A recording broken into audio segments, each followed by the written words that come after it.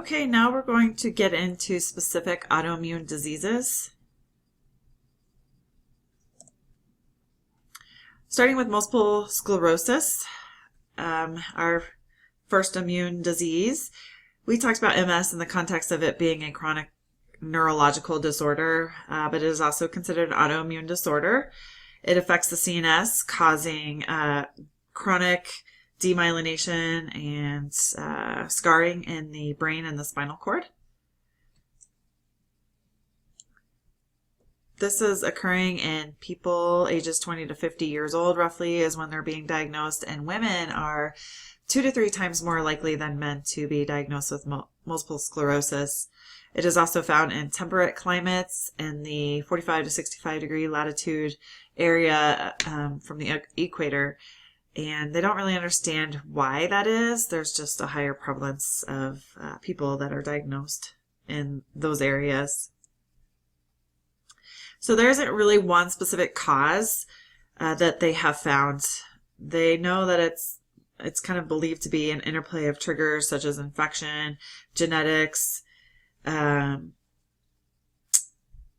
stress, smoking, fatigue, things like that, pregnancy included, that kind of come together and cause a trigger for the development of multiple sclerosis. The pathological process is that you have this chronic inflammation from activated T cells, and these cells are circulating in the CNS, and an antigen-antibody reaction occurs in the CNS that causes an inflammatory response. And with that, you have demyelination and scarring in the CNS, and this is going to then disrupt the nerve impulse from getting to where it needs to go. Eventually, after so much trauma to the CNS, the body will not be able to regenerate the myelin sheath anymore, and so the effects become permanent for this person. We know that there are various patterns of MS. It's very individualistic. It can be very insidious onset. For that reason, many times people choose to delay seeking attention, medical attention for it, because they feel like there maybe isn't anything really going on at all. And so we know that it's chronic, progressive, and you have periods of remission and exacerbations as well. So there's some differences there between people. The signs and symptoms, the big ones we're looking at are fatigue, vision problems, motor impairment, and different types of paresthesias. They also have trouble with spasticity or muscle spasms. For diagnosis purposes, we know that there isn't a definite diagnostic test to pinpoint multiple sclerosis, so we look at their history and physical and manifestations. We know that on MRIs, it will show plaques present in the CNS, but for specific diagnostic purposes, we want to show that they have at least 2 inflammatory demyelinating lesions in 2 different locations in the CNS. And we also have to look at, is there a damage or some type of attack that has occurred within greater than or equal to a month apart. So damage, kind of separate damage or attacks occurring. And also we have to rule out any other possible diagnoses before we come to the conclusion that it is MS. So from the MRI standpoint, like I said, it'll show plaques, but it will also show inflammation. It might show some tissue breakdown. So kind of all those pieces together come together to make a final diagnosis. The collaborative care that we are doing for patients that have been diagnosed with MS is that we're looking at drugs to treat the progression of the disease, and we have immunomodulators and immunosuppressants, as well as steroids are used. Many times steroids are used for those periods of exacerbations that are occurring. We also want to do symptom management with cholinergics and anticholinergics based on kind of what's happening. Those are used for either spastic or flaccid bladder situations.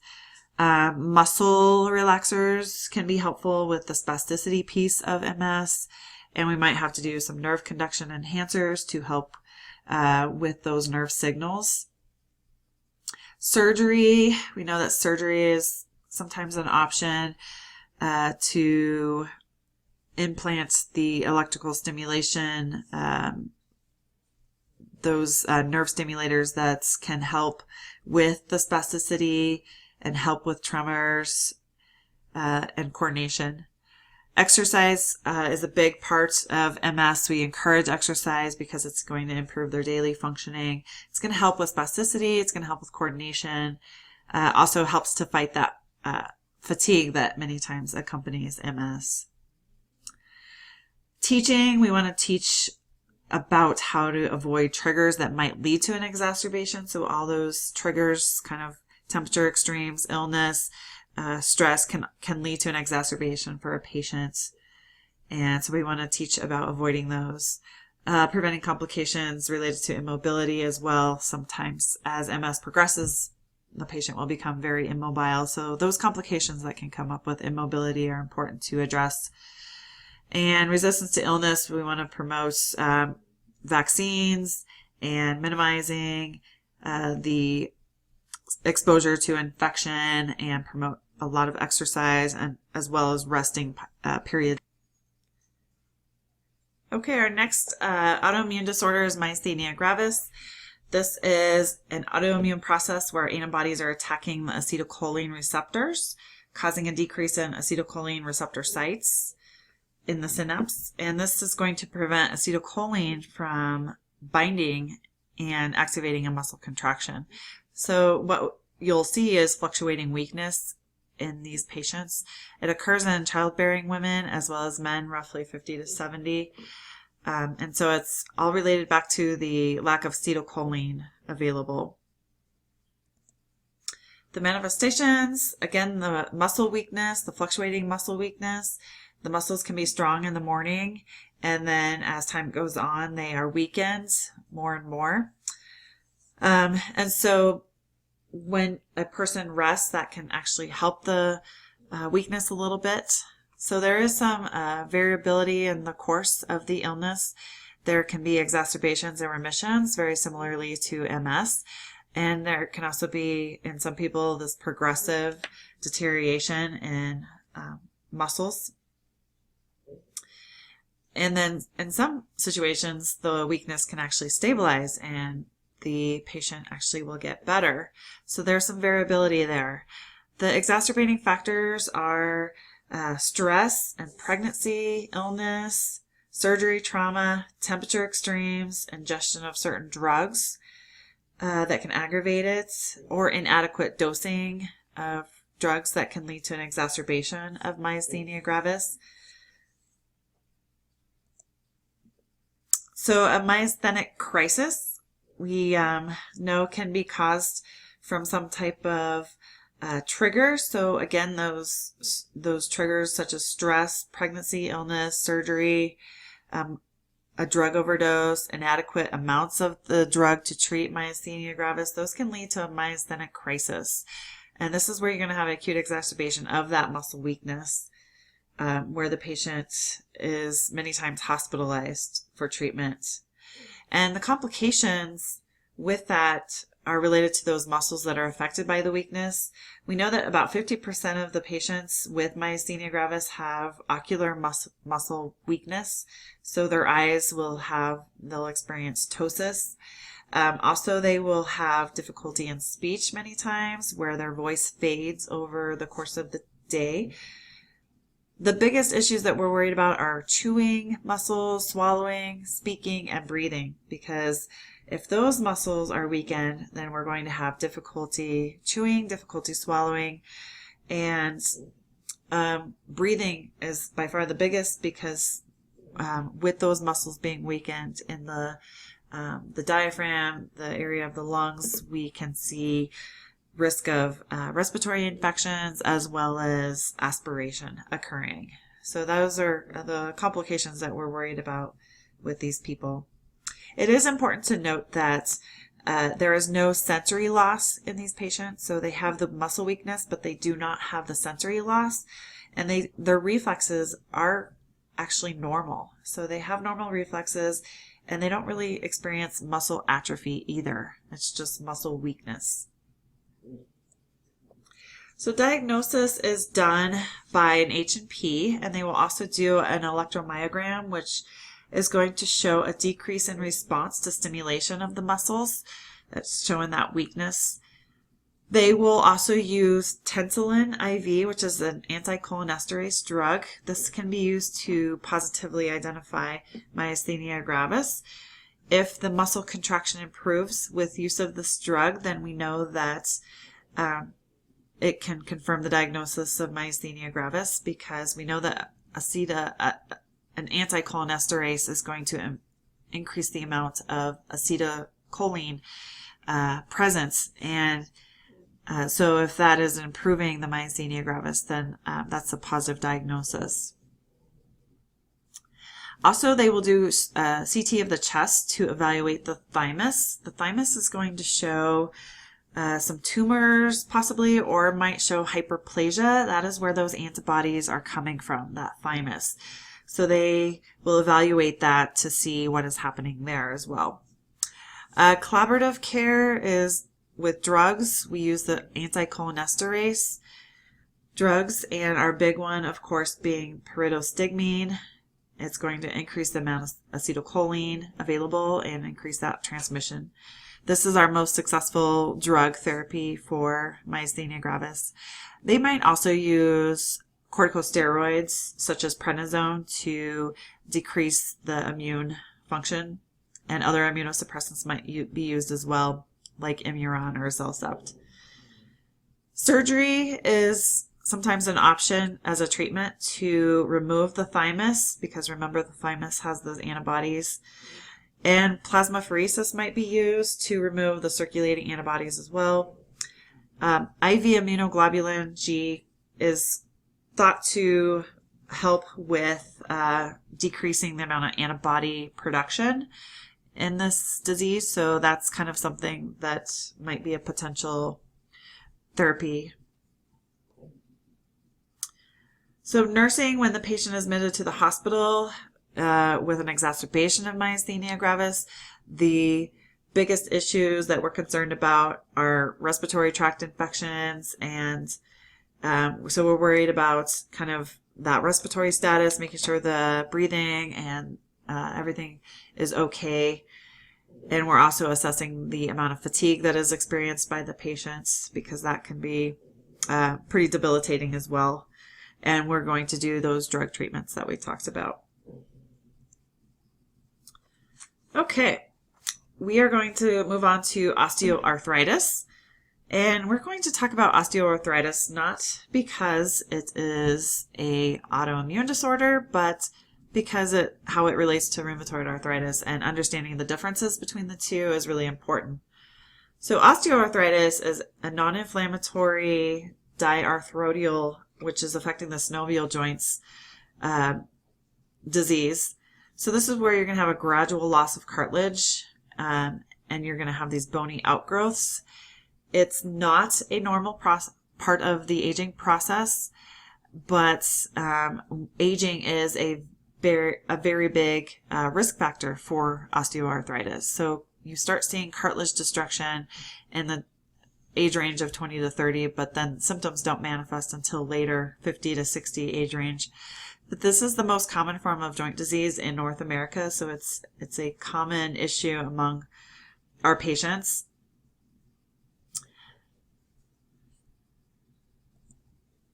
So what happens in osteoarthritis is it's caused by some type of particular event that's going to damage that cartilage, or some kind of repetitive event. And it's going to cause direct damage and cause that instability in the cartilage. There is an increased incidence in women because of estrogen. They have a reduction in estrogen at the point of menopause. And like I said, age, we know it's not it's a risk factor. So as people age, their risk for this kind of goes up. The extra weight that is put on joints can also be a factor. So obesity is a common risk factor for osteoarthritis, as well as sports injuries such as football, soccer, And job injuries. If you have a job where there is constant kneeling or stooping, this can put a person at risk for developing osteoarthritis. The common symptoms are joint pain and stiffness. So with the joint pain, it starts early on. It's many times relieved by rest. If they have advanced kind of pain, they will have pain at rest. They will have trouble with sleeping, trouble functioning. The joint stiffness will happen many times after periods of rest or an unchanged position. The stiffness usually resolves within a short period of time. And this is one of the differences between osteoarthritis and rheumatoid arthritis, is that the pain, the stiffness will resolve quickly, but in rheumatoid arthritis, the stiffness will continue longer. There's also crepitation that can be experienced. This is where you can feel almost a crackling over the joints when the patient will move, or you can hear it. And then the joint deformity will start occurring as well. In osteoarthritis, there is no systemic involvement, so it's not systemically seen throughout different organs in the body. So for these patients, you want to encourage them to exercise, but also have a balance of rest as well. Also, you want to encourage heat and cold applications to help with the pain and the stiffness. And a big one being, you want to encourage those that are obese to decrease their weight, to kind of take off some of that extra weight that is being put on the joints. Rheumatoid arthritis is an autoimmune disease. It's a chronic systemic autoimmune disease. And there is an inflammatory process occurring in the connective tissue. In the same areas, the diarthrodial joints, the synovial joints. With this one, we have periods of remission and exacerbations, again, similar to the other autoimmune disorders. And there are also extra articular manifestations. And what that means is that there are systemic manifestations that are affecting the heart, the CNS, hematologic systems, kind of several other systems of the body are impacted. The incidence of rheumatoid arthritis does increase with age. It peaks about 30 to 50, and women, again, are at increased risk over men. They think there's a combination of genetics and environment as possible triggers of this abnormal immune response that occurs. You have these antibodies that are formed against an abnormal immunoglobulin G complex, and these antibodies are called the rheumatoid factor, or RF. The antibodies plus the abnormal IgG form a complex, and they deposit in those synovial joints. And that is kind of where that inflammatory process starts happening. And you have this thickening of the cartilage. It can be a very debilitating disease, and at some point further along, a patient may need help with the use of mobility aids. They might need joint reconstruction. So it's going to be progressive. So diagnosis, it's hard because there's a lot of nonspecific manifestations of rheumatoid arthritis. There's fatigue, weight loss, general stiffness. It's very, very similar to osteoarthritis. They have the pain. The stiffness, again, with rheumatoid arthritis is going to last longer than it would if somebody had osteoarthritis. The joints are many times affected, the smaller joints in the hands and the wrists and feet. And another important difference is that you will see symmetrical changes to the joints. So in both hands, both feet, versus osteoarthritis may be just unilateral, just might be one hand or one knee. And what happens is the joints become very deformed over time. The extra articular symptoms are related to higher amounts of rheumatoid factor. And so those are those kind of more systemic effects. So diagnosis is made by certain criteria. You're going to look at how much joint involvement is happening. Also, what are the rheumatoid factor levels? What are the CRP and ESR levels? Because those are reflecting an inflammatory process happening in the body. And finally, you also look at the time frame of the signs and symptoms. How long has the person been experiencing these symptoms? They will also look at other labs. They'll look at the H&P. They will do x-rays as well.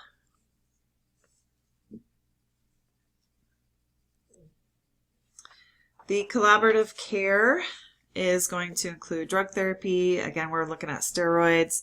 They also use what's called DMARDs, which is disease-modifying anti-rheumatic drugs. These are going to decrease the progression, slow the progression of the disease.